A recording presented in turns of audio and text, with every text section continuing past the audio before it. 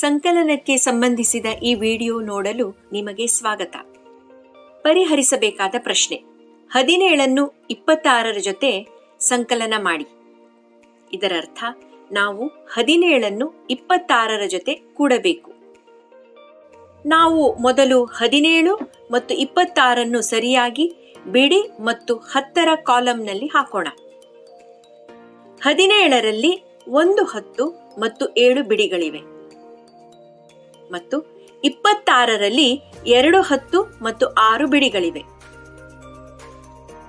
10 ಕಡ್ಡಿಗಳ ಒಂದು ಕಟ್ಟು ಎಂದು ನಾವು ಊಹಿಸೋಣ. ಇದು 1 10 ಹಾಗೂ 1 ಕಡ್ಡಿಯು 1 ಬಿಡಿಗೆ ಸಮಾನವಾಗಿದೆ. ಆದ್ದರಿಂದ ಈ ರೀತಿಯಲ್ಲಿ 17ರಲ್ಲಿ 1 10 ಅಂದರೆ 1 ಬಂಡಲ್ ಮತ್ತು 7 ಬಿಡಿಗಳು ಅಂದರೆ 7 ಕಡ್ಡಿಗಳಿವೆ.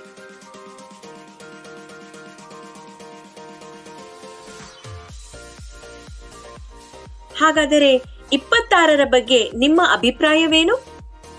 ನೀವು ಇದೀಗ ಈ ವಿಡಿಯೋವನ್ನು ನಿಲ್ಲಿಸಬಹುದು ಮತ್ತು ಅದನ್ನು ಪರಿಹರಿಸಲು ಪ್ರಯತ್ನಿಸಬಹುದು. 26ರಲ್ಲಿ 2 10 ಮತ್ತು 6 ಬಿಡಿಗಳಿವೆ. ಆದ್ದರಿಂದ ಈ ಬಿಡಿಗಳನ್ನು ಕೂಡಲು ಆರಂಭಿಸೋಣ.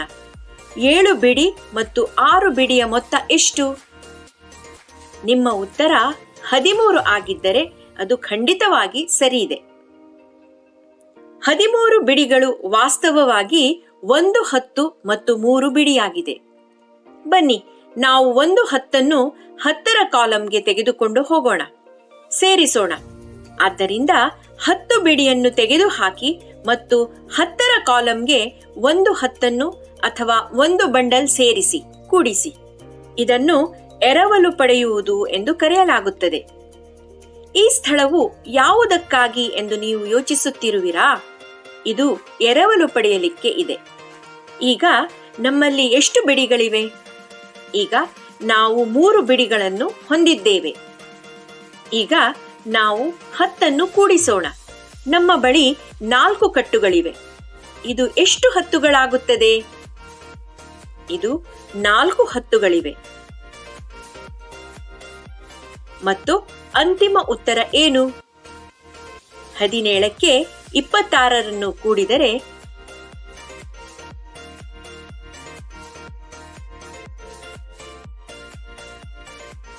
43 ಎಂದರ್ಥ.